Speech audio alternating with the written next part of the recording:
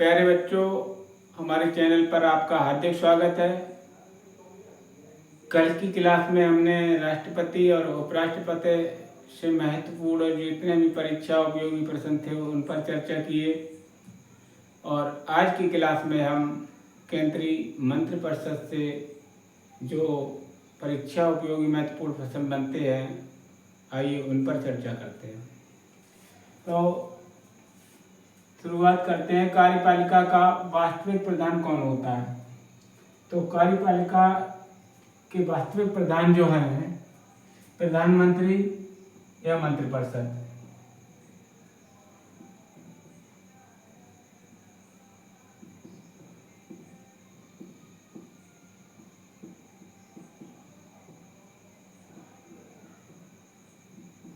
Option में अगर प्रधानमंत्री आता है तो प्रधानमंत्री आप करें, अगर प्रधानमंत्री नहीं है तो मंत्रिपरिषद आ जाएगा।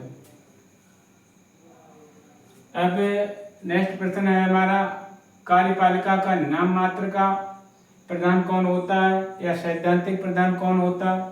तो ये अपने राष्ट्रपति होते हैं।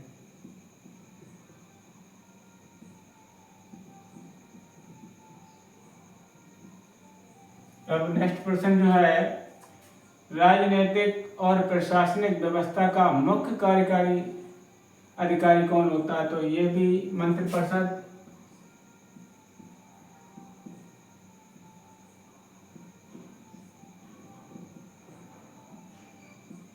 या प्रधानमंत्री।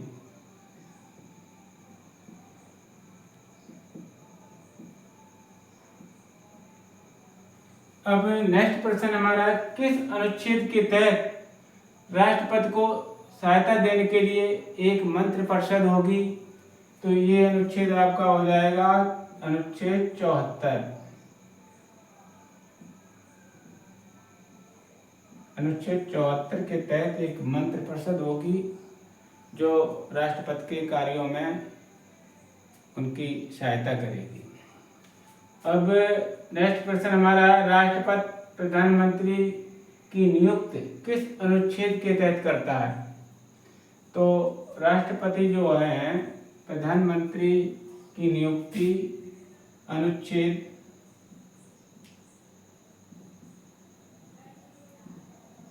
75(1) के तहत करते हैं।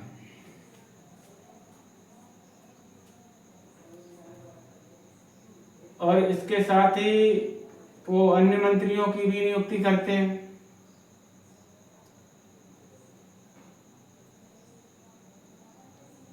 तो अन्य मंत्रियों की जो नियुक्ति होती है उसमें जो मंत्री हैं उनको प्रधानमंत्री की सिफारिश के बाद ही नियुक्त किया जाता है।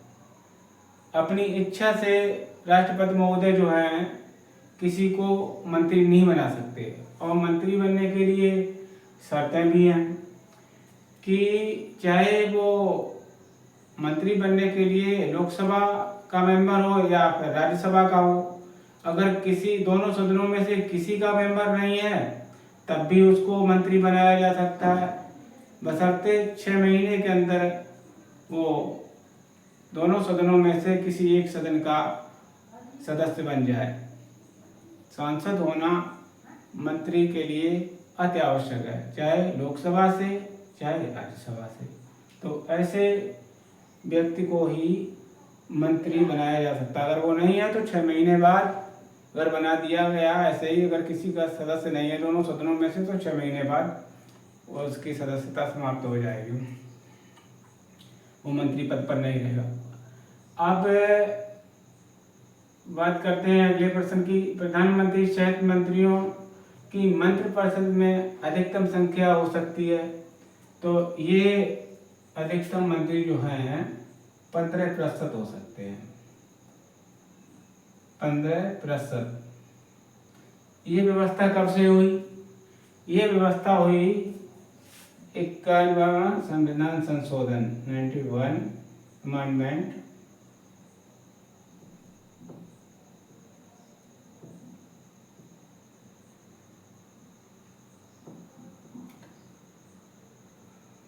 ये कब हुआ? 2003 में हुआ।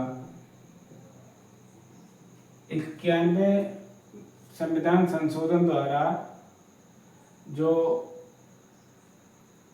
अधिकतम मंत्रियों की संख्या 15%, अगर राज्यों के संदर्भ में हम बात करें तो वहाँ पर भी जो विधानसभाएं हैं और जिसकी जहाँ पर जितनी संख्या उसके 15%। अगर किसी राज्य में जो विधानसभा की सीटें कम हैं तो वहाँ पर कम से कम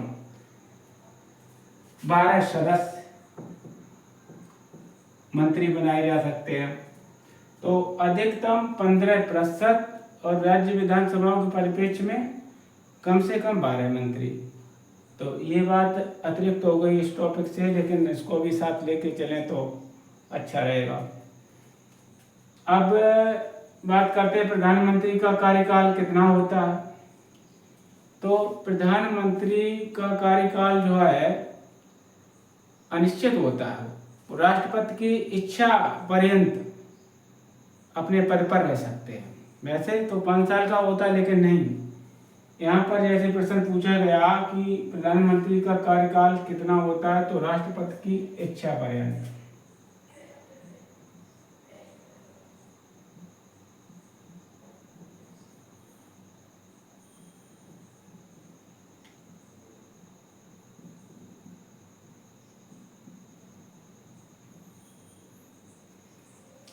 तो प्रधानमंत्री हो और चाहे मंत्री हो, वो राष्ट्रपति की इच्छा पर्यंत ही अपने पद पर रहेंगे। अब नेक्स्ट प्रश्न हमारा है, मंत्रिपरिषद सामूहिक रूप से किसके प्रति उत्तरदायी होता है? तो मंत्रिपरिषद जो सामूहिक रूप से उत्तरदायी होता है निम्न सदन, इसे लोकसभा कहते हैं, लोकसभा के प्रति।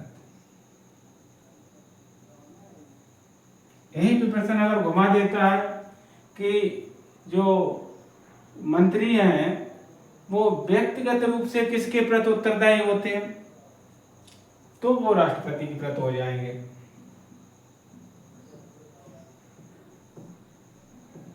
व्यक्तिगत रूप से। अब बात करते हैं नेक्स्ट प्रश्न पे। प्रधानमंत्री और मंत्रियों को पद और गोपनीयता की शपथ कौन दिलाता है? तो ये भी अपने राष्ट्रपति महोदय हो गए।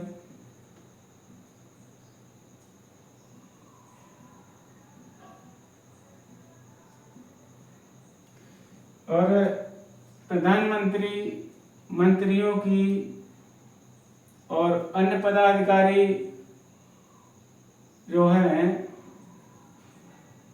उनको शपथ देने का जो प्रावधान है संविधान की 3री अनुसूची के अंतर्गत आता है, जबकि राष्ट्रपति और राज्यपाल और उपराष्ट्रपति इनके लिए शपथ अलग अनुच्छेदों के तहत दी जाती है। जैसे राष्ट्रपति का हमने पिछले टॉपिक में पढ़ा कि अनुच्छेद 60 के तहत राष्ट्रपति महोदय को शपथ दिलाई जाती है, अनुच्छेद 69 के तहत उपराष्ट्रपति को शपथ दिलाई जाती है। तो इस तरीके से ये जो हैं राष्ट्रपति महोदय, उपराष्ट्रपति महोदय, राज्यपाल महोदय, इनको जो संविधान की 3री अनुसूची है उसमें शपथ देने का प्रावधान नहीं है। अब बात करते हैं नेक्स्ट प्रश्न पर, मंत्रियों के वेतन और भत्ते कौन निर्धारित करता है? तो ये अपनी संसद करती है।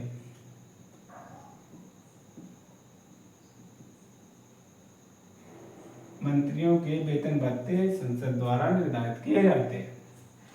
अब नेक्स्ट प्रश्न आता है, लोकसभा को विघटन कौन करता है? या लोकसभा का विघटन कौन करता है? तो ये भी अपने राष्ट्रपति करते हैं।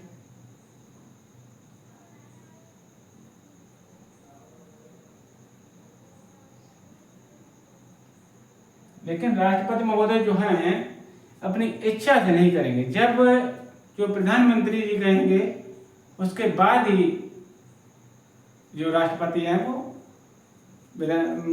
लोकसभा का गठन करेंगे।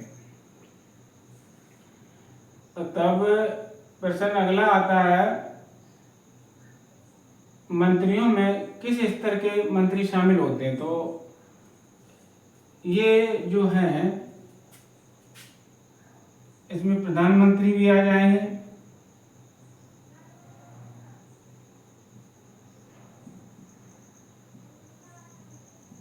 कैबिनेट मंत्री आ जाएंगे,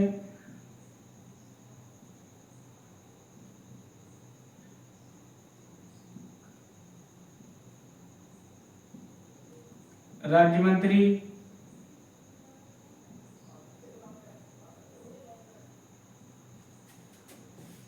और उपमंत्री। राज्य उपमंत्री जो होते हैं वो भी इस तरीके से 4 हो गए, प्रधानमंत्री, कैबिनेट मंत्री, राज्य मंत्री और राज्य उपमंत्री जो हैं